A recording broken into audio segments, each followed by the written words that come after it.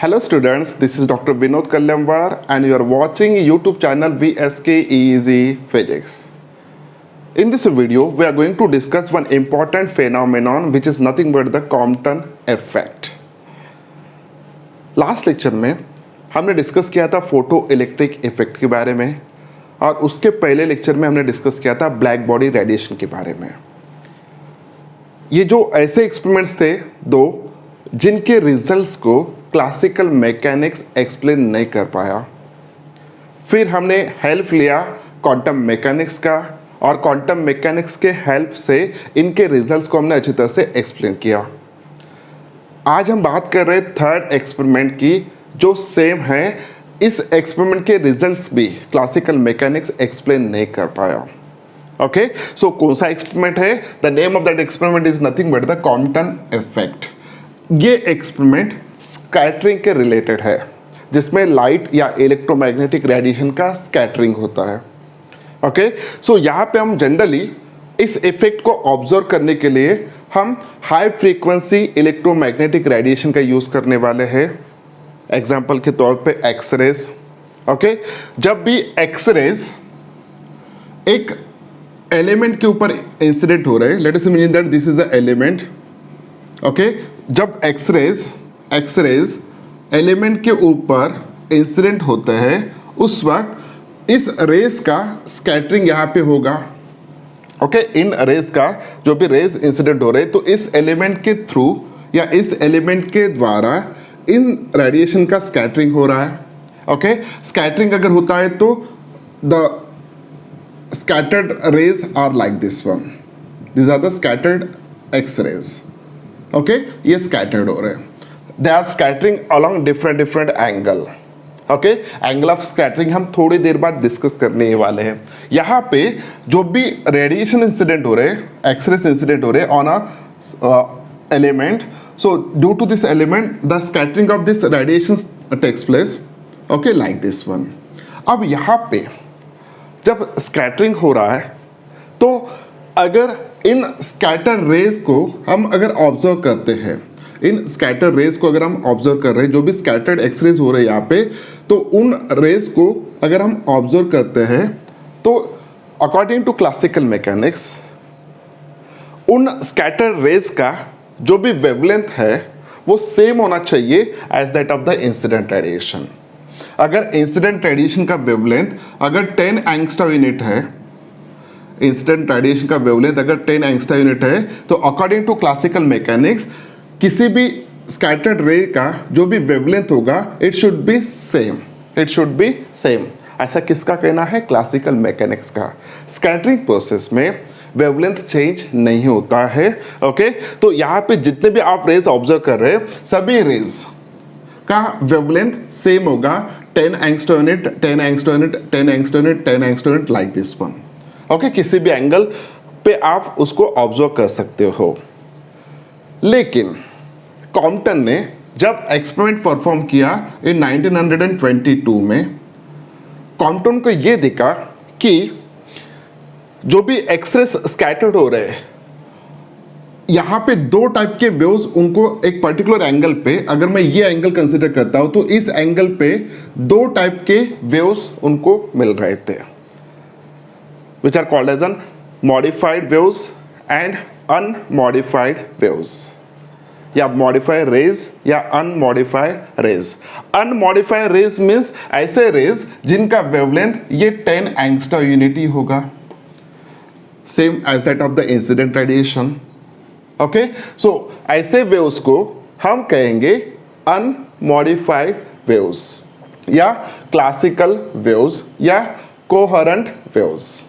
Okay, तो तीन words यहाँ पे है. यहाँ पे जब हम ऑब्जर्व कर रहे हैं स्कैटर्ड वेव को, हम स्टडी कर रहे हैं with the help of Bragg's spectrometer. Okay, तो यहाँ पे कॉम्पटन को ये दिखा कि यहाँ पे दो टाइप के वेव्स यहाँ पे आ रहे हैं. एक वेव ऐसे वेव्स है जिनका वेवलेंथ सेम है as that of the incident ray. Okay, incident ray का वेवलेंथ कितना था? 10 एंगस्ट्रॉम यूनिट. यहाँ पे जो ऑब्जर्व हो रहा है तो उनका भी वेवलेंथ कितना है? 10 एंगस्ट्रॉम यूनिट. लेकिन इसके अलावा उनको ये भी दिखा कॉम्पटन को कि और कुछ अलग टाइप के वेव्स भी यहाँ पे आ रहे हैं.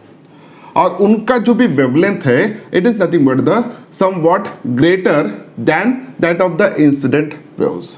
So it may be the 10.05 angstrom unit like this one. यानी दो टाइप के वेव्स यहाँ पे मिल रहे हैं, एक है मॉडिफाइड, ओके मॉडिफाइड, दूसरा है अनमॉडिफाइड. सो ये अनमॉडिफाइड है,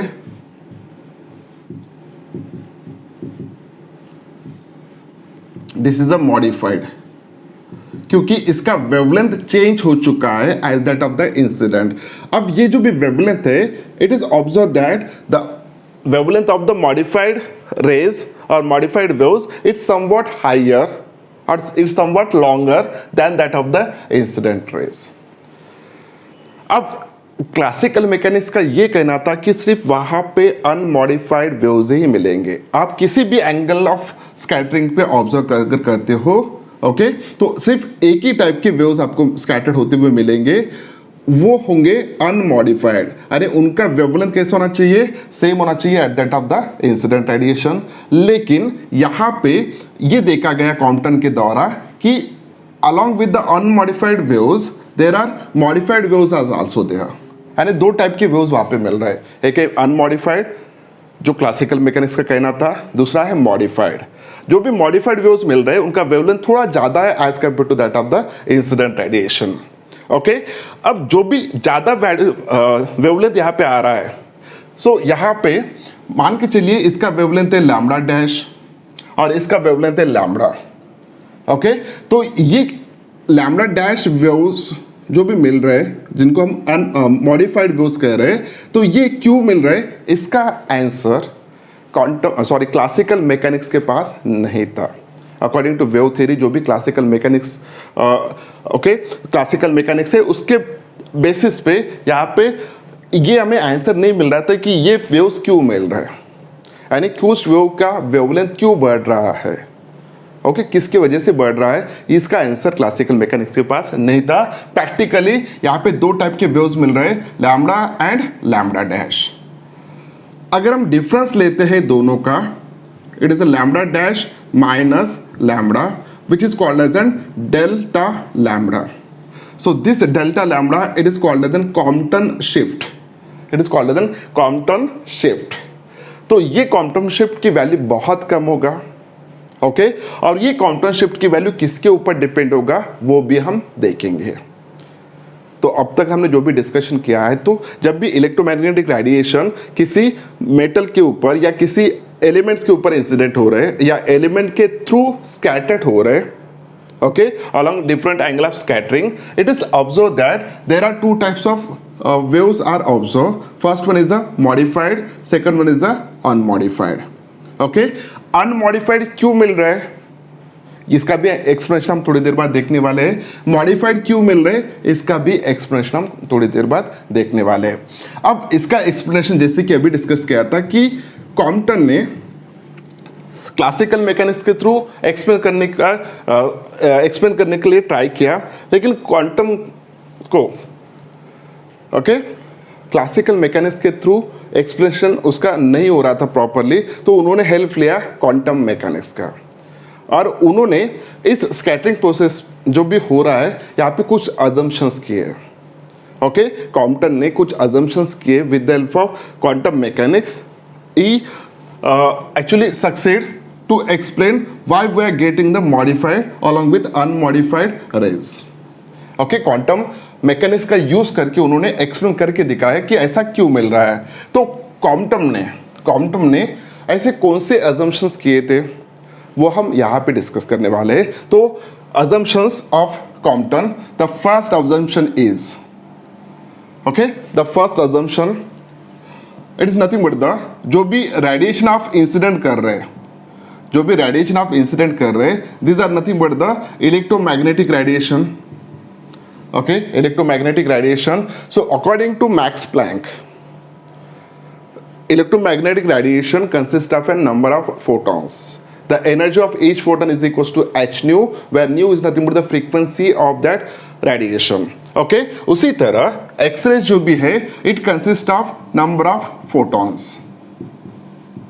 The energy of each photon it is equals to h nu. यानी जो भी रेडिएशन यहाँ पे इंसिडेंट हो रहा है उस रेडिएशन को उन्होंने in terms of photon assume किया। ये कंसेप्ट किसका है? क्वांटम मैकेनिक्स का है। ओके, सेकंड उन्होंने अज्यूम किया कि यहाँ पे जब भी फोटॉन्स एंड लाइट या एक्सरेज इंसिडेंट हो रहा है, X rays are nothing but the electromagnetic radiation. Okay, so जब भी रेडिएशन इंसिडेंट हो रहा है या एक्सरेज इंसिडेंट हो रहा है इस एलिमेंट के ऊपर, तो इस एलिमेंट में जो भी इलेक्ट्रॉन्स होंगे उन इलेक्ट्रॉन के साथ इन फोटॉन्स का इंटरेक्शन होगा, यानी उन इलेक्ट्रॉन के ऊपर आने वाला फोटोन के थ्रू वहाँ पे इलेक्ट्रॉन और फोटोन के बीच में कोलिजन होने वाला है। ओके, जो भी कोलिजन होगा that is a perfectly elastic collision. जो भी कोलिजन होगा it is nothing but the elastic collision. ये सेकंड अजम्पशंस किया है क्वांटम ने। Okay, elastic collision. Third and important one, यहाँ पे फर्स्ट अजम्पशंस क्या था कि X rays is consist of number of photons, energy of each photon is equal to H nu. Second assumptions क्या है? जब भी फोटोन इस एलिमेंट के ऊपर इंसिडेंट हो रहा है, ओके, तो यहाँ पे जो भी इलेक्ट्रॉन्स है उन इलेक्ट्रॉन्स के साथ वन फोटोन और वन इलेक्ट्रॉन 1 to 1 वहाँ पे कोलिजन होगा, और जो भी कोलिजन होगा वहाँ पे परफेक्टली इलास्टिक कोलिजन। अब परफेक्टली इलास्टिक कोलिजन में क्या कॉन्जर्व होता है, क्या कांस्टेंट होता है before collision after collision? The first one is nothing but the momentum always conserve, second one is nothing but the energy conserve. Okay, total energy या kinetic energy as well as यहाँ पे momentum conserve होगा elastic collision में। ये था second one. अब third जो भी बहुत इंपॉर्टेंट है, ओके, तो थर्ड अजम्पशंस क्या था? थर्ड अजम्पशन ये था उनका कि जो भी इलेक्ट्रॉन्स कंसिडर कर रहे हैं यहाँ पे, ओके, दिस इलेक्ट्रॉन्स जो भी है it is associated with that crystal, it is associated that it is bounded with that atoms. जो भी एटम्स है उन एटम के साथ वो इलेक्ट्रॉन बाउंडेड है, लेकिन उन इलेक्ट्रॉन की एनर्जी ये electron around some electron volt होगा। जो भी एनर्जी है it is around some electron volt होगा। It may be the 13 electron volt, 14 electron volt in this way. Okay, इतनी उसकी बाइंडिंग एनर्जी है because that electrons are bounded with that parent atom. उन atom के साथ वो bounded है electrons उस क्रिस्टल के अंदर। तो ये जो भी इलेक्ट्रॉन की एनर्जी है इसका रेंज जो भी होगा it is around this one 13 electron volt, या उससे कम ज़्यादा हम लिख सकते हैं यहाँ पे 10 to 50 इलेक्ट्रॉन वोल्ट, इसके बीच में हो सकता है। लेकिन जो भी फोटोन यहाँ से आ रहा है उस फोटोन की फ्रीक्वेंसी बहुत ज़्यादा है।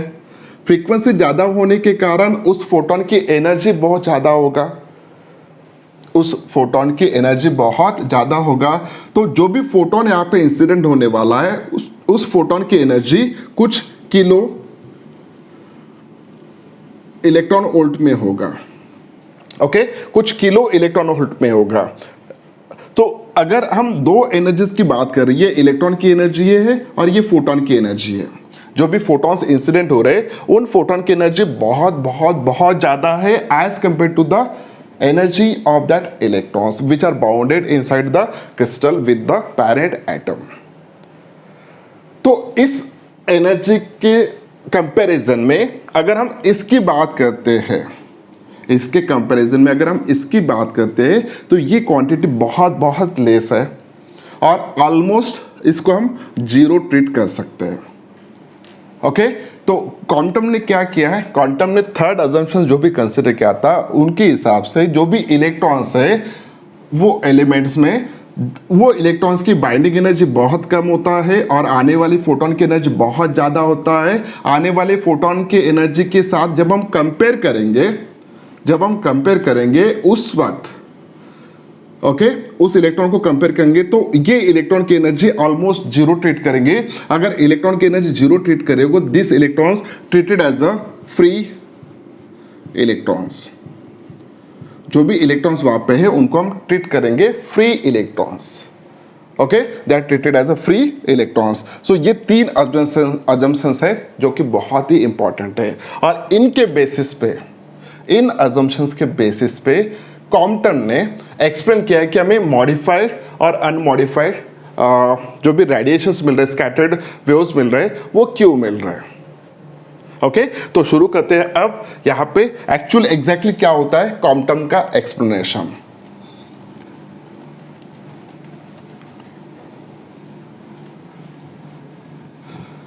इसको समझने के लिए अभी थोड़ा न्यूमेरिकल बेस ज़्यादा होगा, तो समझने के लिए आपको थ्योरी ऑफ रिलेटिविटी का कंसेप्ट पता होना चाहिए थोड़ा।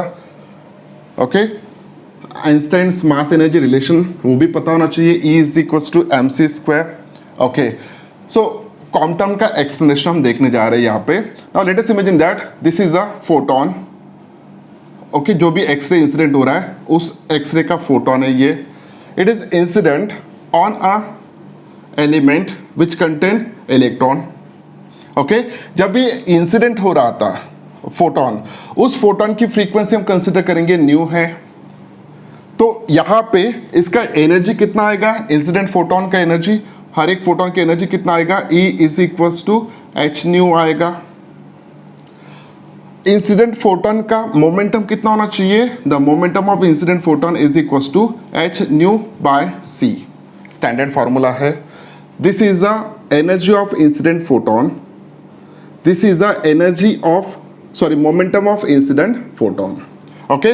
अब ये जो फोटोन है जब ये एलिमेंट के ऊपर इंसिडेंट होगा तो उस वक्त इसमें जो भी इलेक्ट्रॉन था, एक इलेक्ट्रॉन जो जिसको हमने फ्री इलेक्ट्रॉन करके ट्रीट किया है, उस इलेक्ट्रॉन के साथ वो कोलाइड होगा और जैसे ही कोलाइड होता है तो वो फोटोन उसका कुछ एनर्जी ओके उस इलेक्ट्रॉन को दे रहा है। सबसे पहले यहाँ पे जो भी इलेक्ट्रॉन था उस इलेक्ट्रॉन की बात करते हैं। वो इलेक्ट्रॉन फिलहाल के कंडीशन पे रेस्ट पोजीशन पे है। ओके इलेक्ट्रॉन कैसा है, वो रेस्ट पोजीशन पे है, रेस्ट पोजीशन पे है। अब इलेक्ट्रॉन अगर रेस्ट पोजीशन पे है, रेस्ट इलेक्ट्रॉन, ओके तो उस रेस्ट इलेक्ट्रॉन का मोमेंटम एनर्जी कितना होना चाहिए। सो एनर्जी उस रेस्ट इलेक्ट्रॉन का, जो भी इलेक्ट्रॉन यहाँ पे हम कंसिडर कर रहे हैं, उस इलेक्ट्रॉन का एनर्जी जो भी होगा according to Einstein's mass energy relationship, अगर उसका रेस्ट मास है m0, so E is equal to mc²। So this is the energy of that electron which is at a rest. Okay which is at a rest. आने वाले photon के बारे में हमने discuss किया था। अब जिस इलेक्ट्रॉन के ऊपर वो इंसिडेंट होने वाले हैं उस इलेक्ट्रॉन के बारे में हम डिस्कस कर रहे हैं। इलेक्ट्रॉन पहले कैसा है, रेस्ट पोजीशन पे है, उसकी एनर्जी कितना होगा m0c²। ओके उसका मोमेंटम कितना होगा, momentum should be 0 because electron eight a rest, तो उसका मोमेंटम उस इलेक्ट्रॉन का कितना है, 0 होगा। ओके ये हो गया बिफोर कोलिजन कुछ पैरामीटर्स। अब जैसे ही कोलिजन हो रहा है यहाँ पे, ओके जैसे ही कोलिजन होगा, इलास्टिक कोलिजन, ये इलेक्ट्रॉन कुछ एनर्जी एक्वायर करेगा फोटोन के through.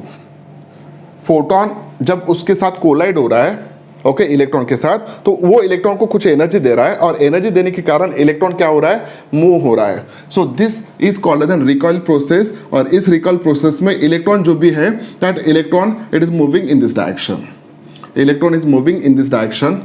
Okay as well as जो भी बचा हुआ फोटोन है, अगर उस फोटोन के पास जो भी एनर्जी था 100% एनर्जी कोलाइड होने से पहले, ओके उसमें से कुछ परसेंट ऑफ एनर्जी उसने किसको दे दिया, इलेक्ट्रॉन को दे दिया। मान के चलिए 4% दे दिया। अब बचा हुआ कितना एनर्जी है, 96% एनर्जी है। यानी इंसिडेंट जो भी फोटोन था कोलिजन के वक्त, उसने उसका कुछ पार्ट ऑफ एनर्जी किसको दे दिया, इलेक्ट्रॉन को दे दिया। ओके अब इलेक्ट्रॉन को जैसे ही उसने एनर्जी दे दिया, उसके बाद उसके पास जो भी बचा हुआ एनर्जी है उतना लेके वो फोटोन इस डायरेक्शन में आ रहा है, इस डायरेक्शन में जा रहा है। ओके ये जो भी फोटोन है, this photon it is called as scattered photon. वो यहां से स्कैटर्ड हुआ है और इलेक्ट्रॉन को क्या कर दिया, उसने रिकॉइल कर दिया, इलेक्ट्रॉन को यहाँ पे रिकॉइल कर दिया और ये स्कैटर्ड फोटोन है। ओके तो इस फोटोन की एनर्जी और इंसिडेंट फोटोन की एनर्जी क्या सेम होगा, the answer is that no. इसकी एनर्जी है 96%, इसकी एनर्जी था 100%। ओके तो अब इसकी एनर्जी चेंज हो चुका है एनर्जी चेंज हो चुका है, तो इसका नया एनर्जी हम कैसे निकालेंगे? सो नया एनर्जी जो भी होगा, that new energy of this photon, it is nothing but the E is equals to H nu dash, क्योंकि उसकी फ्रीक्वेंसी चेंज हो गया, एनर्जी चेंज हो गया तो फ्रीक्वेंसी चेंज हो गया। Okay, so E is equals to H nu dash, this is the energy of scattered photon. Momentum कितना होना चाहिए according to this formula? It is h nu dash by c. Okay, तो इस photon के बारे में हमें इंफॉर्मेशन मिल चुका है कि उसकी एनर्जी कितना है और उसका मोमेंटम कितना है। और जो भी इलेक्ट्रॉन है जिसको हम रिकॉइल इलेक्ट्रॉन बोल रहे थे, उस इलेक्ट्रॉन का मास कितना होगा? It is nothing but the m। Okay, उसका रेस्ट, जब वो इलेक्ट्रॉन एक जगह पे फिक्स था, रेस्ट पोजीशन पे था, उस वक्त उसका मास हमें पता था। Okay, it is nothing but the rest mass, it is nothing but the rest mass m0। लेकिन जब वो मोशन में आएगा, ओके, इलेक्ट्रॉन को एनर्जी मिलने के बाद वो इलेक्ट्रॉन जब मोशन में आएगा तो उसका स्पीड बहुत ज़्यादा होगा, तो उसका जो भी अभी नया मास है, that mass is nothing but the m, and that electron is moving with the velocity v। तो यहां पे आपको एक फॉर्मूला याद रखना है। कौन सा फॉर्मूला है? This m is nothing but the moving mass of that electron, this m0 is nothing but the rest mass of that electron. Rest mass, moving mass, इन दोनों में डिफरेंस होता है, और लास्ट ईयर सेकंड ईयर में आपने ये पढ़ा होगा।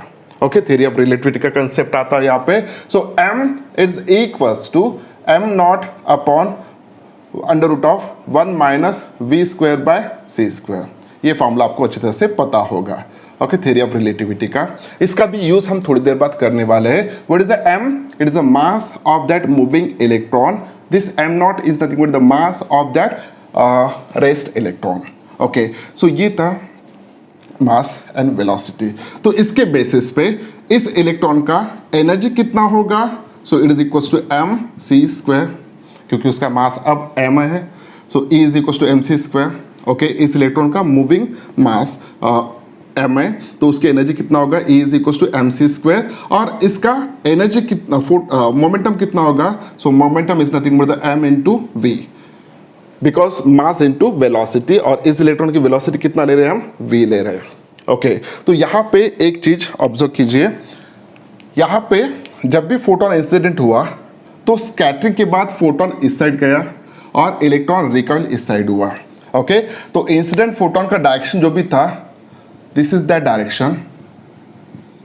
ओके, सो इस डायरेक्शन के साथ जो भी फोटोन ने एंगल किया है, जो भी फोटोन ने एंगल किया है, this angle let us imagine that it is equals to phi, और ये जो भी एंगल है, दिस एंगल जो इलेक्ट्रॉन ने किया है with respect to the incident photon, okay, incident photon के साथ जो भी एंगल इस रिकॉइल इलेक्ट्रॉन ने किया है, that is nothing but the theta, that is nothing but the theta. Okay, phi और theta, so phi is called as an angle of scattering, it is called as an angle of scattering. Okay, वो बहुत important term है, थोड़ी देर बाद हम इसके बारे में भी डिस्कस करेंगे। ओके, सो जिस डायरेक्शन में फोटोन स्कैटर्ड हो रहा है उसका डायरेक्शन हमें देगा ये वाला angle, this is called as an angle of scattering. Okay, fast track में रिवाइज करते हैं। जो भी फोटोन इंसिडेंट हो रहा था उसकी एनर्जी था h न्यू, मोमेंटम था h न्यू बाय c, पे c is the velocity of light, new is nothing but the frequency of incident photon. Second one, जो भी इलेक्ट्रॉन रेस था जिसके साथ वो कोलाइड होने वाला है, उसका एनर्जी है m0 c स्क्वायर और उसका मोमेंटम है 0। कोलाइड होने के बाद इलेक्ट्रॉन की एनर्जी है m c स्क्वायर, मोमेंटम है m इंटू v।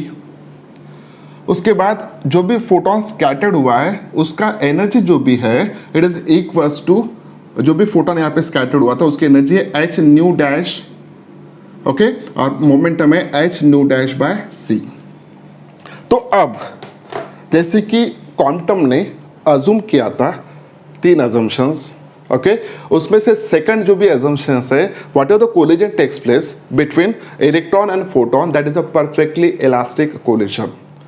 अगर परफेक्टली इलास्टिक कोलिजन है, अगर परफेक्टली इलास्टिक कोलिजन है तो वहाँ पे 2 चीज़ें कॉन्जर्व होना चाहिए, energy as well as momentum. So according to law of conservation of energy,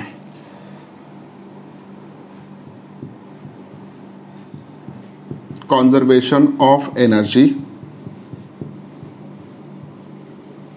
Okay, according to law of conservation of energy, the total energy before collision is equals to the total energy after collision. Okay, total energy before collision कितना था? अब collision किस किस का होने वाला है? Collision होने वाला है फोटोन और इलेक्ट्रॉन के में. सो बिफोर कोलिजन उन दोनों की एनर्जी कितना था और कोलिजन होने के बाद उन दोनों की एनर्जी कितना है. ओके, तो यहाँ पे हम लिखते हैं बिफोर कोलिजन जो भी टोटल एनर्जी था that is nothing but the h new plus, okay, H new plus m naught c square. This is the energy of incident photon, this is the energy of free electron. Okay, this is the total energy before collision. Okay, total energy after collision कितना होगा? It is equals to m c square plus h nu dash. Okay, this is the equation. इस equation को थोड़ा हम modify करते हैं. Okay, so यहाँ पे m c square it is equals to m c square it is equals to m naught c square in plus ये वाला टर्म इस साइड आ जाएगा. सो h को कॉमन निकाल लिया, new minus nu dash. Okay, और इस इक्वेशन को मैं अब क्या करने वाला हूँ, इसका स्क्वायर लेने वाला हूँ. सो दोनों तरफ स्क्वायर होगा, तो इसका स्क्वायर कितना होगा? m square c square.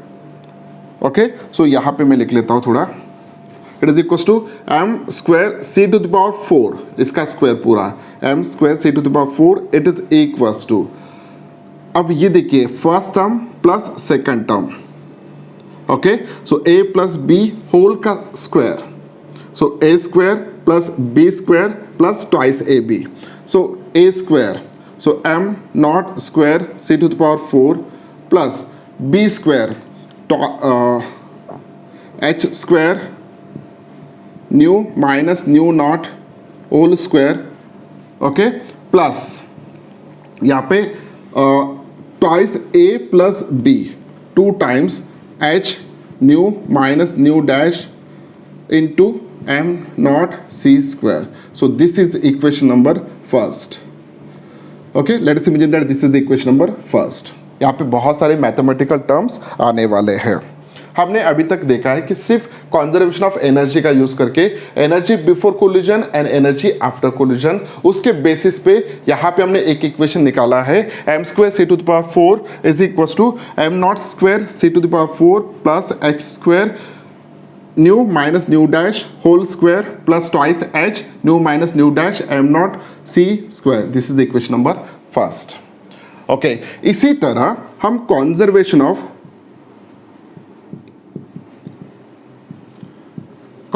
Momentum लेते हैं. Okay, so conservation of momentum. अब मोमेंटम जो भी है और energy is a scalar quantity, हमने सीधा सीधा ऐड कर लिया. लेकिन मोमेंटम जो भी है it is nothing but the vector quantity. Okay, so vector quantity आ गया तो वहां पे डायरेक्शंस आएंगे. तो यहाँ पे जो भी मोमेंटम है आते वक्त मोमेंटम कितना था? h nu by c. लेकिन कोलाइड होने के बाद अगर आप देखते हो तो इस पार्टिकल का मोमेंटम इस डायरेक्शन में है और इस फोटोन का मोमेंटम इस डायरेक्शन में है. ओके, तो हमें सबसे पहले मोमेंटम को कंजर्व करना पड़ेगा अलोंग एक्स एक्सिस और along y axis, along x axis as well as y axis. तो सबसे पहले हम देखते हैं along x axis. Along x axis momentum कितना है? ओके, अगर आप देखते हो ध्यान से तो इंसिडेंट फोटोन का मोमेंटम कितना है? h nu by c. उस रेस्ट इलेक्ट्रॉन का मोमेंटम कितना है? 0. और ये मोमेंटम प्योरली कौन सी डायरेक्शन में? Along x axis. Okay, so along x axis h nu by c is equals to. अब इसका मोमेंटम अगर देखते हो क्या ये अलोंग एक्स एक्सिस है क्या? No. Along this direction momentum कितना है? It is equals to h nu dash by c है. लेकिन इस मोमेंटम का हमें अब कंपोनेंट लेना पड़ेगा अलोंग एक्स एक्सिस और अलोंग वाई एक्सिस. अगर मैं अलोंग एक्स एक्सिस इसका कंपोनेंट लेता हूँ तो ये कितना आना चाहिए? क्योंकि इस डायरेक्शन ने जो भी एंगल किया यहाँ पे फाई है तो इसका कॉस का कंपोनेंट इधर आएगा. सो यहाँ पे मोमेंटम होगा h nu dash by c into cos of phi. ये होगा इसका मोमेंटम. उसी तरह इलेक्ट्रॉन का मोमेंटम अगर रिजॉल्व करते हैं इस डायरेक्शन में तो वो कितना आएगा plus m v into cos of theta, क्योंकि ये एंगल इसने कितना किया है, थीटा किया है। जिस साइड उसने एंगल किया है उस साइड उसका कास कंपोनेंट आएगा। सो ये हो गया total momentum along x direction. So this is the momentum of incident okay before collision along x-axis. After collision along x-axis is nothing but this momentum. So h nu dash by c cos of phi plus m v into cos of theta. Cos of theta. Okay, this is the momentum. थोड़ा हम rearrange कर लेते हैं। h nu by c था और यहाँ पे भी c है, तो हम c को मल्टीप्लाई कर देंगे। यहाँ पे c को मल्टीप्लाई किया, यहाँ पे किया और यहाँ पे किया, तो c get cancel, c get cancel और यहाँ पे एक c आ जाएगा। So this is the M we C. तो इसको थोड़ा मैं मॉडिफाई कर लेता हूँ। Okay, so M we C cos theta, M we C cos theta is equals to, okay ये टर्म इस साइड आ जाएगा। सो h कॉमन निकाला, nu minus nu dash cos of phi, ये कॉस इसके साथ एसोसिएटेड। अब इसका स्क्वायर लेता हूं, अगर स्क्वायर लेता हूं मैं इसका तो यहां पे आएगा m square we square C square cos square theta is equals to H square. Okay, अब यहां पे पूरा ब्रैकेट का स्क्वायर हम कर सकते हैं। ब्रैकेट का स्क्वायर करने के बाद a minus b whole square है। ओके, तो यहाँ पे ब्रैकेट में क्या आना चाहिए, nu square minus twice nu nu dash cos phi, okay plus nu dash square. तो अगर आप इसको और मॉडिफाई करना चाहो तो कर सकते हो, नहीं तो इसको इक्वेशन नंबर 3 दे दो या थोड़ा मॉडिफाई कर ही लेते हैं हम। So M square we square C square cos square theta it is equals to new square h square minus twice new dash cos of phi h square plus new dash square h square। Okay, ये हो गया आपका equation number 2, ये equation number first है। Conservation of momentum हमने find out किया है along x axis. अब हमें conservation of momentum find out करना है along y axis. Okay, conservation of momentum along y axis हमें अभी फाइंड आउट करना है। सो अलोंग वाई एक्सिस, तो यहां पे देखिए क्या इनिशियल बिफोर कोलिजन मोमेंटम था along y axis? No, it is purely along x axis. कैसा था? Purely along x axis. तो अलोंग वाई एक्सिस अगर देखते हो तो इनिशियल मोमेंटम कितना था? 0। Okay, along y axis initial momentum है 0। इसका कंपोनेंट, मोमेंटम का कंपोनेंट फोटोन का एक इस डायरेक्शन में आएगा, वो कितना आना चाहिए? सो इसका एक कंपोनेंट इस डायरेक्शन में आएगा, that is nothing but the h nu dash c cos of phi, h nu dash c cos sorry sine of phi. Okay, इस डायरेक्शन में आएगा ये वाला फोटोन, इस डायरेक्शन में। और इसका मोमेंटम इस डायरेक्शन में कौन सा आना चाहिए? इस डायरेक्शन में क्या आना चाहिए? It is equal to m we sine of phi, sine of theta. ये कौन सा डायरेक्शन आएगा? Downward direction. ये दोनों अपोजिट है, अगर मैं इसको पॉजिटिव लेता हूं तो ये नेगेटिव आएगा। Okay, so therefore 0 is equals to, ऊपर कितना हुआ? H nu dash by C sine of phi. अब ये माइनस लेंगे क्योंकि डायरेक्शन अपोजिट है, so M we sine of theta. Okay, फिर से हम इसको रीअरेंज करेंगे। सो सी को मल्टीप्लाई करने के बाद m we c sine of theta it is equals to H nu dash sine of phi, h nu dash sine of phi. ज़्यादा मैथमेटिकल टर्म्स है, बहुत सारे हैं। ओके, तो यहाँ पे इसका स्क्वायर कर लेंगे। So M square we square C square sine square theta it is equals to H square V dash square sine square phi. Okay, so this is nothing but the equation number 3।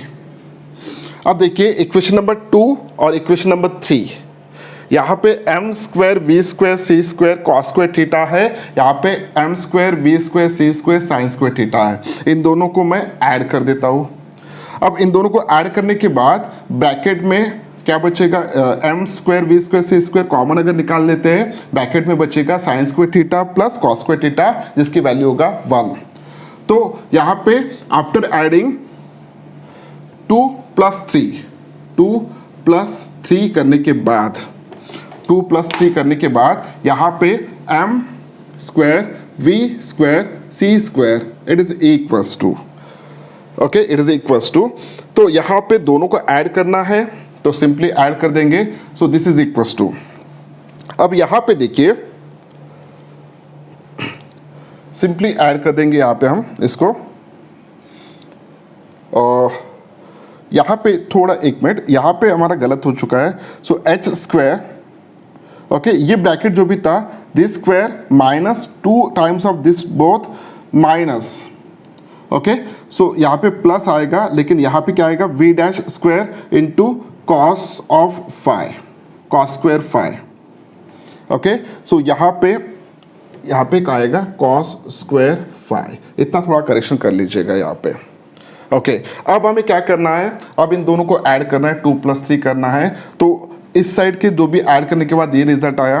अब इस side के हम add करने जा रहे हैं। So सबसे पहले nu square H square minus 2 times of nu dash cos of phi into h square plus, अब देखिए nu dash square H square cos square phi, nu dash square H square cos square phi, okay, ये हो गया plus यहाँ पे ये जो भी टर्म्स है, अब ये पूरा सेकंड हो चुका है, प्लस अब थर्ड करना है। थर्ड का वैल्यू कितना है, h square nu dash square sine square phi. So nu dash square H square sine square phi. अगर इन दोनों में से कॉमन अगर हम निकालते हैं यहाँ पे nu dash square H square, तो ब्रैकेट में क्या बचेगा, it is the sine square plus cos square phi, sine square phi plus cos square phi. उसकी वैल्यू कितना आना चाहिए, 1 आना चाहिए। तो यहाँ पे instead of this one just हम लिखेंगे h, ओके। इसमें से अगर कॉमन निकाल लेता हूँ, ये कॉमन आएगा तो cos square plus sine square आएगा, तो उनका वैल्यू 1 हो जाएगा, तो अल्टीमेटली बचेगा इतना, ओके। तो ये वैल्यू आ गया m square b square C square is equal to nu square H square minus 2 into nu dash into cos of phi h square plus nu dash square H square. This is a equation number 4। This is the equation number 4।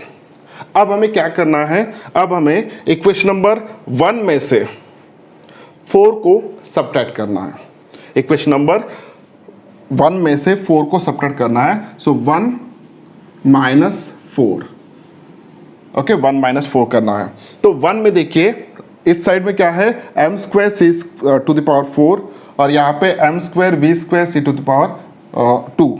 तो this minus अगर ये करते हैं हम, तो यहाँ क्या common निकलेगा, एम स्क्वायर सी स्क्वायर कॉमन निकलेगा, ब्रैकेट में क्या बचेगा, C square minus we square, it is equals to.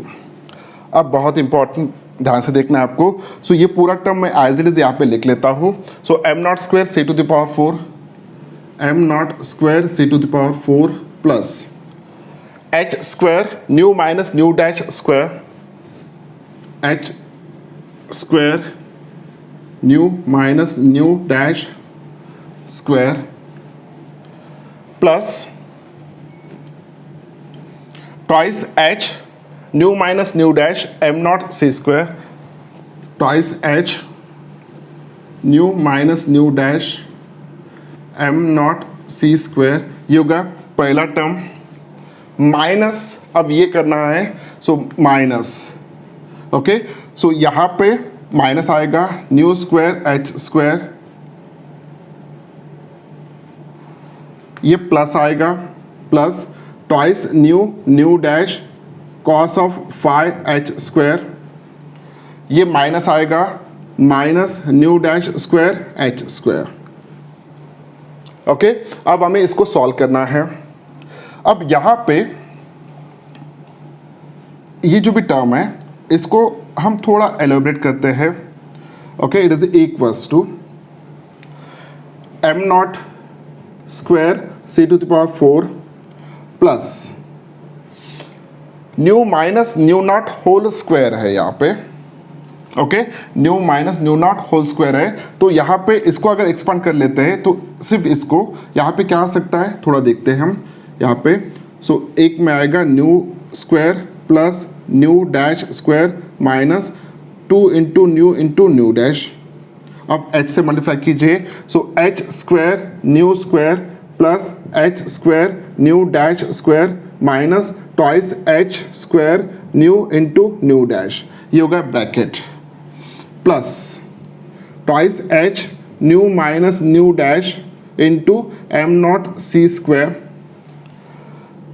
Minus we square h sorry nu square H square plus twice nu dash cos of phi h square minus nu dash square H square. Okay, अब क्या क्या cancel होगा देखिए। इतना बड़ा equation मैंने कभी solve नहीं किया। हाँ, तो देख लेते हैं। सो यहाँ पे nu dash square H square है माइनस में, यहाँ पे प्लस में new dash square H square है, ये कैंसिल होगा। H square nu square H square nu square minus में और प्लस में है, वो भी कैंसिल होगा। और इसके अलावा और क्या कैंसिल हो सकता है,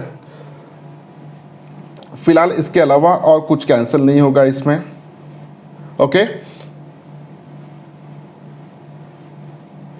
ओके, सो यहाँ पे थोड़ा रीअरेंज कर लेते हैं। यहाँ पे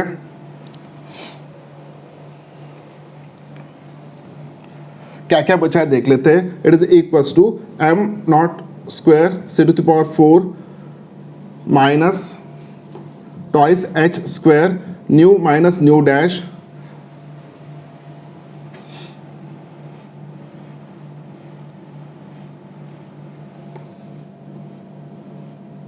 ओके। यहाँ पे देखिए plus twice nu dash cos of phi h square.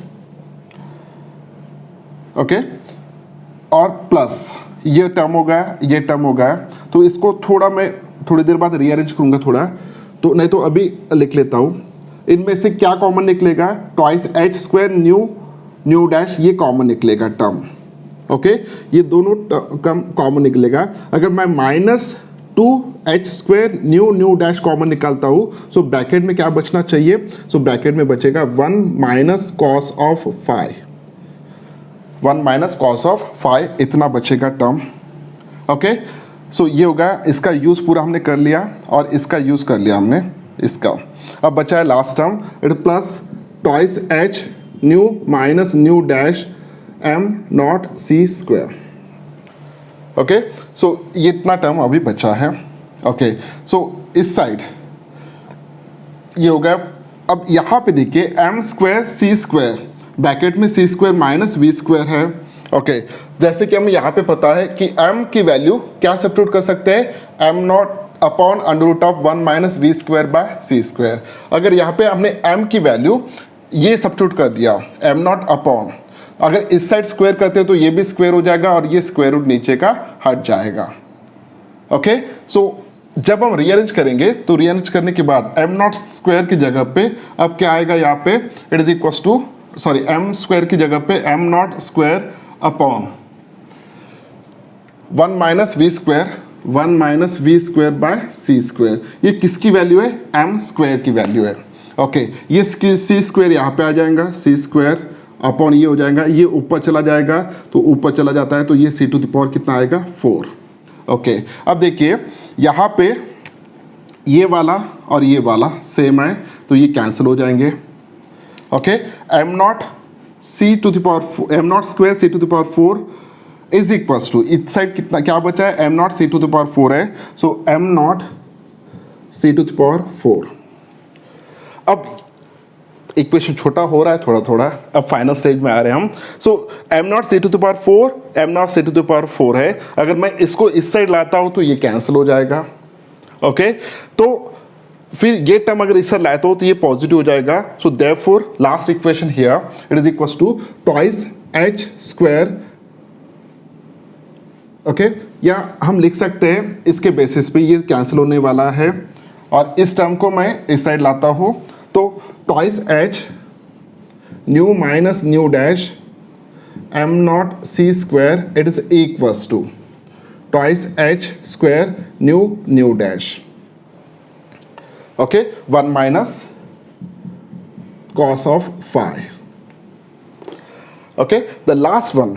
अब इसके बेसिस पे अब हम क्या कर रहे हैं, देखिए ये जो भी न्यू माइनस न्यू डैश है उसको एज इट इज रखूंगा, एक h यहाँ पे कैंसिल हो जाएगा, ये 2 get cancel. Okay, M not C square को मैं इस साइड सेंड करने वाला हूँ और न्यू डैश को मैं इस साइड सेंड करने वाला हूँ। तो इस साइड अभी क्या बचा है, new minus nu dash.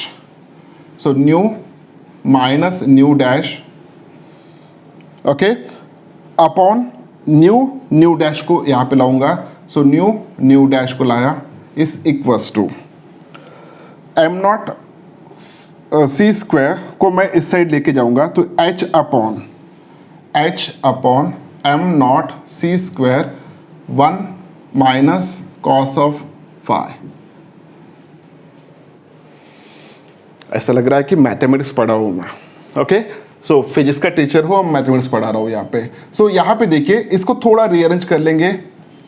Okay, new upon new into nu dash, क्या कैंसिल होगा, न्यू गेट कैंसिल, तो क्या बचेगा 1 अपॉन न्यू डैश माइनस उसी तरह 1 upon nu is equals to h upon M not C square 1 minus cos of phi. Okay, so अगर हम wavelength लिखते हैं लैम्बडा, ओके, अगर हम वेवलेंथ लिखते हैं लैम्बडा तो c is equal to lambda into nu है, तो न्यू की वैल्यू क्या होना चाहिए, it is equal to lambda, sorry nu की वैल्यू होना चाहिए c by lambda. Okay, c by lambda, या लैम्बडा की वैल्यू क्या होना चाहिए, c बाय न्यू। उसी तरह अगर यहाँ पे c स्क्वायर है तो मैं एक c यहाँ से हटा दूंगा तो एक c यहाँ पे ले लूंगा। ओके, c अपॉन न्यू की वैल्यू कितना होगा, लैम्बडा। सो पहले आएगा lambda dash minus lambda, it is equals to h upon M not c into 1 minus cos of phi.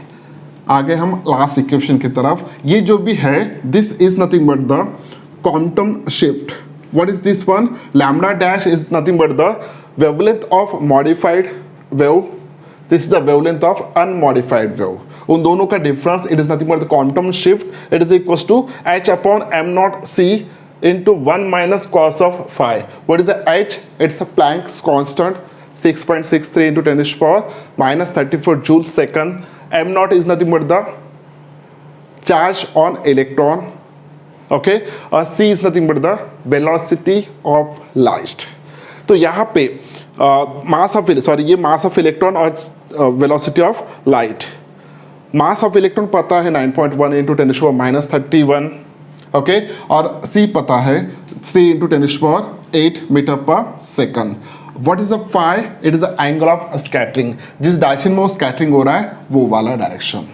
अब यहाँ पे on the basis of this one last formula हम लिख रहे जा रहे हैं delta, okay, del lambda is equals to h upon M not C 1 minus cos of phi.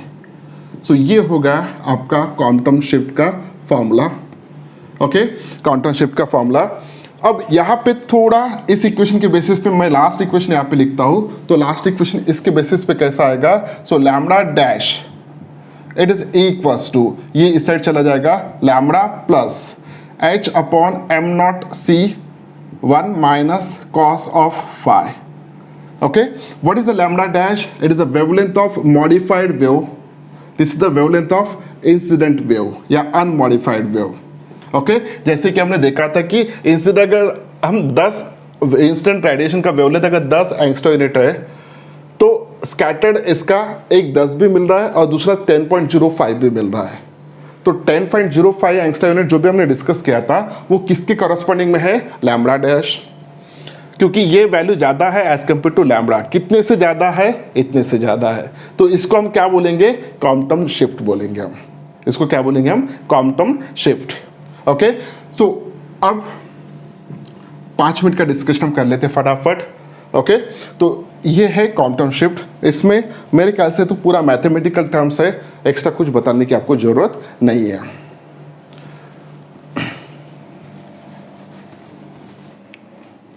Quantum shift जो भी था, that is a delta lambda, it is equals to h अपॉन m not c into 1 minus cos of phi.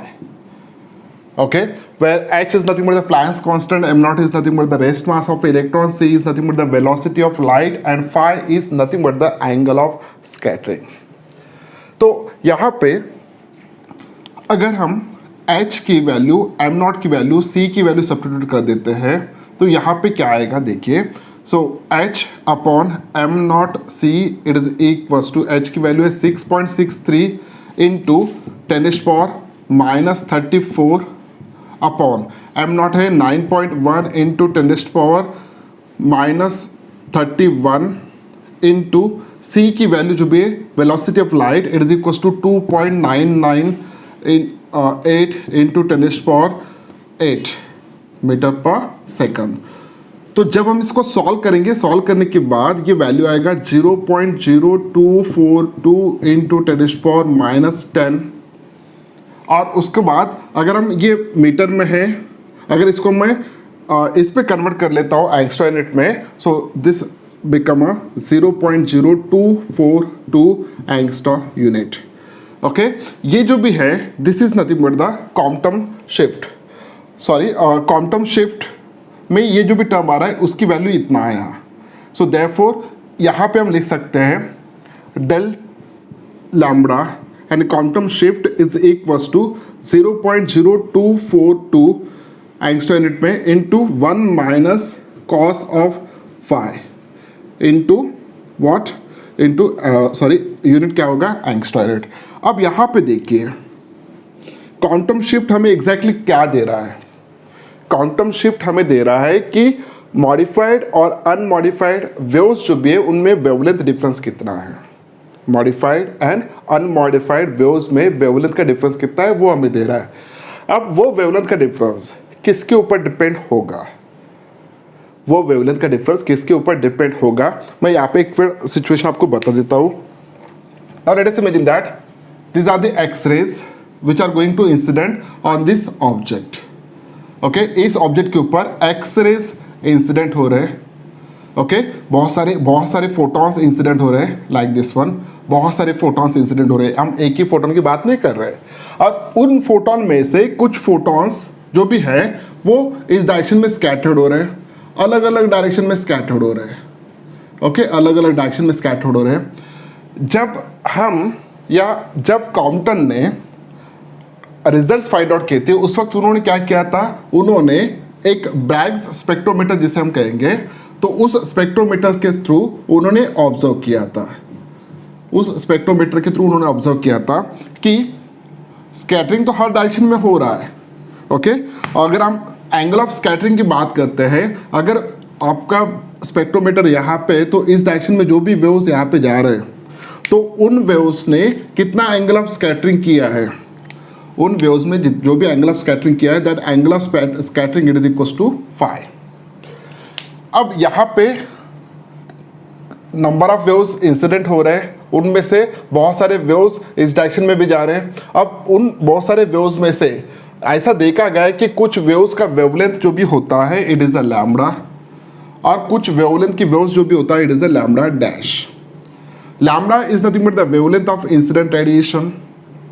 Okay, लेकिन यहाँ पे observe हो रहे दो टाइप के वेव्स, कुछ वेव्स का वेवलेंथ है लैम्ब्डा और कुछ वेव्स का वेवलेंथ है लैम्ब्डा डैश। ये भी देखा गया कि this lambda dash is somewhat greater as compare to this lambda. Okay और वो डिफरेंस कितना होता है, तो lambda dash minus lambda it is equals to lambda dash minus lambda it is equals to 0.0242 minus cos of phi, इतना difference होता है दोनों में। अब मुझे बताइए ये जो भी क्वांटम शिफ्ट है, ये जो भी क्वांटम शिफ्ट है, क्या ये क्वांटम शिफ्ट इंसिडेंट वेवलेंथ के ऊपर डिपेंड होगा? क्या ये क्वांटम शिफ्ट इंसिडेंट वेवलेंथ के ऊपर डिपेंड होगा? यस और नो? आप फॉर्मूला देख सकते हो, फॉर्मूला के बेसिस पे बता सकते हो। अगर मैं यहाँ पे मान के चलिए कि वेवलेंथ जो भी है सबसे पहले मैं रख रहा हूँ 10 angstrom unit, okay 10 angstrom unit पहले वेवलेंथ रख रहा हूँ लैम्बडा, तो मुझे लैम्बडा भी मिलेगा यहाँ पे, लैम्बडा डैश में मिलेगा, लैम्बडा डैश थोड़ा इससे ज़्यादा होगा, यानी मुझे क्वांटम शिफ्ट मिल गया। अब मैं सेकंड एक्सपेरिमेंट परफॉर्म करते वक्त यहाँ पे मैं 20 एंगस्ट्रॉम यूनिट इंसिडेंट कर रहा हूँ। कितना कर रहा हूँ? 20। अब पहले केस में हमने वेवलेंथ कितना रखा था इंसिडेंट रेडिएशन का? 10 एंगस्ट्रॉम यूनिट। सेकंड केस में हम वेवलेंथ कितना रख रहे हैं? 20 एंगस्ट्रॉम यूनिट। अब दोनों में क्वांटम शिफ्ट सेम रहेगा कि डिफरेंट रहेगा? The answer is that same रहेगा, क्योंकि यहाँ पे जो भी क्वांटम शिफ्ट मिल रहा है, जो भी डिफरेंस मिल रहा है दो वेव्स में, it is not depends, okay, it is only depends on the phi, that is the angle of scattering। हमने पोजीशन एक ही रखा है यहाँ पे स्पेक्ट्रोमीटर का, तो जो भी वेव्स इस डायरेक्शन में आ रहे हैं सबका एंगल ऑफ स्कैटरिंग कितना है? फाई है। ओके तो डिफरेंस जो भी है सिर्फ किस में डिफरेंस रहेगा? डिपेंड रहेगा फाई पे डिपेंड रहेगा। सो यहाँ पे जो भी क्वांटम शिफ्ट है जिसको हम डेल लैम्बडा कहेंगे, this is not depends on the wavelength of incident radiation, it is even though not depend, quantum shift is not depends on wavelength as well as material through which scattering takes place. Okay जिसके द्वारा scattering हो रहा है उस material के nature के ऊपर भी क्वांटम शिफ्ट डिपेंड नहीं रहेगा। क्वांटम शिफ्ट सिर्फ और सिर्फ डिपेंड रहेगा एंगल ऑफ स्कैटरिंग के ऊपर। अगर आप एंगल ऑफ स्कैटरिंग चेंज करते हो, अगर मुझे यहाँ पे ऑब्जर्व नहीं करना है या मैंने यहाँ पे ऑब्जर्व कर लिया, रीडिंग नोट डाउन कर लिए, अब मैं एंगल ऑफ स्कैटरिंग रख रहा हूँ यहाँ पे, मैं यहाँ पे ऑब्जर्व कर रहा हूँ, तो क्या एंगल ऑफ स्कैटरिंग चेंज हुआ कि नहीं हुआ? यस हुआ है, एंगल की वैल्यू कम हो चुका है। अब अगर एंगल की वैल्यू कम हो चुका है तो क्वांटम शिफ्ट चेंज होगा। क्वांटम इफेक्ट में बहुत सारे बच्चों के कंसेप्ट गलत है, उनको ऐसा लगता है कि हर जगह पे एक ही शिफ्ट मिलेगा हमें, हर जगह पे मॉडिफाइड वेवलेंथ जो भी है वो सेम रहेगा। ऐसा नहीं है, हर जगह पे मॉडिफाइड वेवलेंथ की वैल्यू डिफरेंट रहेगा। ओके मॉडिफाइड जो भी वेवलेंथ है वो किसके ऊपर डिपेंड रहेगा? It depends on the angle of scattering.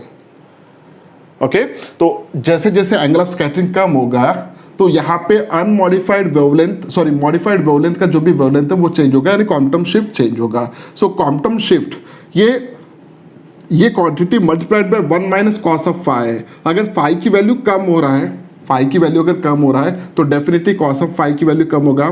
For example cos of 90 की वैल्यू कितना आना चाहिए? कॉस ऑफ 90 की वैल्यू होगा 0। ओके उस वक्त अगर फाई की वैल्यू 0 है, इफ फाई की वैल्यू अगर 90 डिग्री है, तो उस वक्त क्वांटम शिफ्ट की वैल्यू कितना मिलेगा? क्वांटम शिफ्ट की वैल्यू होगा ये, अगर कॉस ऑफ 90 अगर लेते हो तो cos of 90 is equal to 0, 1 minus 0 is equal to 1, 1 into this one is equal to 0.0242 angstrom unit. तो ये क्वांटम शिफ्ट मिलेगा हमें कब? जब आप ऑब्जर्व करोगे एग्जैक्टली एट ए 90 डिग्री के ऊपर, यानी इस डायरेक्शन में अगर आप ऑब्जर्व कर रहे हो, क्योंकि ये एंगल कितना होना चाहिए? 90 डिग्री होना चाहिए। तो इस डायरेक्शन में जो भी क्वांटम शिफ्ट मिलेगा स्कैटर्ड होने के बाद, जो भी रेस इधर जा रहे हैं, तो मॉडिफाइड वेव्स जो भी है और अनमॉडिफाइड वेव्स दोनों में डिफरेंस कितना मिलेगा? 0.0242 एंगस्ट्रॉम यूनिट। ओके अब यहाँ पे delta lambda for this angle should be equal to 0.0242 angstrom unit. अब कोई भी रेडिएशन इंसिडेंट कीजिए, लेकिन शिफ्ट जो भी है वो इतना होगा, और ये जो भी शिफ्ट है it is very very less, बहुत कम शिफ्ट है। अगर मैं यहाँ पे एक विजिबल स्पेक्ट्रम इंसिडेंट करता हूँ जिसका visible radiation okay 6600 angstrom unit, 6600 angstrom unit okay, अगर मैं यहाँ से मॉडिफाई कर रहा हूँ तो मुझे यहाँ पे दो वेव्स मिलेंगे, मुझे दो वेव्स मिलेंगे, दोनों का वेवलेंथ डिफरेंट होगा। एक वेवलेंथ कितना होना चाहिए 6600 एंगस्ट्रॉम यूनिट और दूसरा कितना होना चाहिए, उसमें इतना ऐड होगा, यानी पहला लैम्बडा मिलेगा मुझे 6600 एंगस्ट्रॉम यूनिट और दूसरा लैम्बडा डैश मिलेगा मुझे, it is equals to 6600 angstrom unit 0.0242 angstrom unit. तो ये जो भी क्वांटिटी है as compare to this one it is very very less, और इस रेडिएशन पे आपका ब्लैक स्पेक्ट्रोमीटर जो भी है उसको आइडेंटिफाई भी नहीं करेगा, यानी हायर रेडिएशन, हायर वेवलेंथ के रेडिएशन आप इंसिडेंट करते हो तो आपको क्वांटम शिफ्ट नहीं मिलेगा। अगर लोअर वेवलेंथ की इंसिडेंट करते हो, फॉर एग्जांपल अगर मैंने यहाँ पे किया 1 एंगस्ट्रॉम यूनिट का वेवलेंथ इंसिडेंट कर रहा हूँ जो एक्सरे में आता है ओके, तो पहला वेव मुझे कौन सा मिलेगा अनमॉडिफाइड, जिसकी वैल्यू कितना होना चाहिए 1 एंगस्ट्रॉम यूनिट। सेकंड जो भी वेव मिलेगा lambda dash, this is a modified, उसका कितना आना चाहिए 1.0242 एंगस्ट्रॉम यूनिट।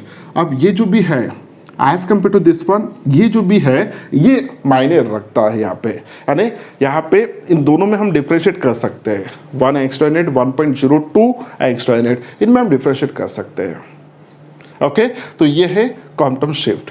अब मुझे ये बताना है आपको कि जैसे जैसे आप इस साइड आओगे तो क्वांटम शिफ्ट की वैल्यू बढ़ते जाएगा बढ़ते जाएगा बढ़ते जाएगा ओके, सॉरी क्वांटम शिफ्ट की वैल्यू कम कम होते जाएगा जैसे जैसे इधर आ रहे हैं, क्योंकि जैसे जैसे हम ब्लैक स्पेक्ट्रोमीटर को इस साइड ला रहे हैं, इस साइड ला रहे हैं, वैसे वैसे फाई की वैल्यू क्या हो रहा है कम हो रहा है। अगर फाई की वैल्यू कम होता है तो cos of that phi goes on increases, अगर वो इंक्रीज होता है तो 1 minus that thing goes on decreases, therefore ultimately shift goes on decreases. अगर थीटा की वैल्यू कम कम होते जा रहा है तो क्वांटम शिफ्ट की वैल्यू कम कम होते जाएगा, इतना आपको याद रखना है ओके। अब यहाँ पे क्वांटम ने क्या किया, क्वांटम ने एक एक्सपेरिमेंट परफॉर्म किया with the help of Bragg spectrometer okay, और उनको क्या फाइंडिंग मिला देखिए। सो यहाँ पे आपको दिख रहा है उन्होंने अलग अलग एंगल पे स्पेक्ट्रोमीटर रखा। सबसे पहले एंगल उन्होंने चूज किया 0 डिग्री, यानी स्पेक्ट्रोमीटर कहाँ पे रखा है यहाँ पे रखा है। उसके बाद एंगल ऑफ स्कैटरिंग उन्होंने चूज किया, it is equal to 45 degree, यानी उन्होंने कहाँ पे रखा यहाँ पे रखा था 45 डिग्री ओके, ये 45 डिग्री का है। उसके बाद phi is equal to 90 degree, यानी यहाँ पे रखा है। उसके बाद phi is equal to 135 degree okay. So angle of scattering यहाँ पे उन्होंने यहाँ से ऑब्जर्व किया ओके, ये एंगल कितना हो रहा है 135 डिग्री। अब इन एंगल के ऊपर क्वांटम को कैसे रिजल्ट्स मिले ये यहाँ पे आपको रिफ्लेक्ट हो रहा है। पहला जो भी ग्राफ है वहाँ पे एंगल ऑफ स्कैटरिंग 0 रखा था, वहाँ पे सिर्फ हमें एक ही टाइप के वेव्स मिल रहे हैं okay, they are nothing but the modified sorry unmodified, वहाँ पे सिर्फ अनमॉडिफाइड दिख रहे हैं। क्यों? क्योंकि हम यहाँ पे फॉर्मूला के बेसिस पे बता सकते हैं हम यहाँ पे। So on the basis of this formula angle कितना है, एंगल की वैल्यू है 0 ओके। 0 एंगल पे cos of 0 is equal to 1, 1 minus 1 is equal to 0, तो क्वांटम शिफ्ट की वैल्यू कितना होगा 0, यानी lambda minus lambda dash sorry lambda dash minus lambda की वैल्यू कितना होगा 0। तो यहाँ पे एक ही टाइप के वेव मिलेंगे, लैम्बडा और लैम्बडा डैश की वैल्यू कैसा होगा सेम, यानी हमें क्या मिल रहा है सिर्फ और सिर्फ अनमॉडिफाइड वेव्स ओके। और जैसे जैसे सेकंड इसमें देख रहे हैं आप, जब आप एंगल ऑफ स्कैटरिंग की वैल्यू 45 डिग्री रख रहे हो उस वक्त वहाँ पे आपको 2 पिक मिल रहा है और लैम्बडा डेल लैम्बडा जो भी है वो थोड़ा कम है, यानी क्वांटम शिफ्ट जो भी है वो थोड़ा कम है। उसके बाद जब आप फाई की वैल्यू 90 डिग्री रख रहे हो उस वक्त क्वांटम शिफ्ट बढ़ रहा है, लेकिन वहाँ पे आप देख रहे होंगे अनमॉडिफाइड वेव्स जो भी है उनकी क्वांटिटी कम है, मॉडिफाइड वेव्स की क्वांटिटी ज़्यादा है ओके। जब थर्ड केस आ रहा है सॉरी फोर्थ केस आ रहा है, phi is equal to 135 degree angle of scattering यहाँ पे 135 डिग्री, उस वक्त सिचुएशन कैसा है, उस वक्त delta lambda that is nothing but the quantum shift की वैल्यू बढ़ गया है, और क्वांटम शिफ्ट की वैल्यू बढ़ने के साथ साथ वहाँ पे अनमॉडिफाइड वेव्स जो भी है उनकी क्वांटिटी कम है, मॉडिफाइड वेव्स की क्वांटिटी ज़्यादा है। सो ये है ऑब्जर्वेशन, ये क्वांटम ने आइडेंटिफाई किया। और लास्ट 2-3 मिनट का डिस्कशन हम कर लेते हैं। हमने अभी तक डिस्कस किया है मॉडिफाइड वेव्स की, लेकिन मॉडिफाइड वेव्स के साथ साथ हमें अनमॉडिफाइड वेव्स भी मिल रहे हैं, यानी स्कैटरिंग प्रोसेस में उन फोटोन की एनर्जी चेंज नहीं हो रहा है, वो एज इट इज स्कैटर्ड हो रहे हैं। अब ऐसा क्यों होता है? ऐसा इसलिए होता है कि वो जो भी फोटोन है वो ऐसे इलेक्ट्रॉन के साथ कोलाइड हो रहा है जो इलेक्ट्रॉन टाइटली बॉन्डेड है, यानी कोर इलेक्ट्रॉन से उसका कोलिजन हो रहा है, अंदर के जो भी इलेक्ट्रॉन्स है, और उस इलेक्ट्रॉन को इजीली वहां से निकालना पॉसिबल नहीं है। तो वहां पे कोलिजन हो रहा है, लेकिन उस कोलिजन में उस फोटोन की एनर्जी का ट्रांसमिशन उस इलेक्ट्रॉन को नहीं हो रहा है। तो उसके कारण वहां पे वो फोटोन स्कैटर तो हो रहा है, वो इलेक्ट्रॉन को नॉकआउट नहीं कर रहा है, इलेक्ट्रॉन को बाहर नहीं निकाल रहा है, इलेक्ट्रॉन को रिकॉइल नहीं कर रहा है, वो फोटोन की एनर्जी चेंज नहीं हो रहा है, फोटोन वो एज इट इज स्कैटर्ड हो रहा है। अगर वो फोटोन स्कैटर्ड हो रहा है विदाउट चेंजिंग इज एनर्जी, तो उस फोटोन का एनर्जी उस फोटोन की फ्रीक्वेंसी जो भी होगा सेम होगा। अगर फ्रीक्वेंसी सेम है as that of the incident radiation, तो उसका वेवलेंथ भी सेम होगा। अगर वेवलेंथ भी सेम है तो it is nothing but the unmodified waves which is called as classical waves. Okay, so ये था डिस्कशन अबाउट कॉम्पटन इफेक्ट। इसमें बहुत सारे बेसिक क्वेश्चंस आ सकते हैं। क्वेश्चंस कैसे आएंगे वो डिपेंड होगा एक तो क्वांटम शिफ्ट के ऊपर के फॉर्मूले पे, ओके, डिफरेंट एंगल पे क्वांटम शिफ्ट कितना मिलेगा वो आप कैलकुलेट कर सकते हो। अगर मैं यहाँ पे cos ऑफ 45 की वैल्यू सब्स्टिट्यूट करता हूँ, cos ऑफ 45 की वैल्यू कितना आता है 1/√2। सो 1 - 1/√2 की कुछ वैल्यू आएगा, इसकी वैल्यू हम ऑलरेडी फाइंड आउट कर चुके हैं 0.0242 एंगस्ट्रॉन मल्टीप्लाइड बाय 1 - 1/√2। इसको आप वैल्यू फाइनल निकाल सकते हो। निकालने के बाद क्वांटम शिफ्ट आपको मिलेगा, यानी हर एंगल पे क्वांटम शिफ्ट की वैल्यू आप फाइंड आउट कर सकते हो।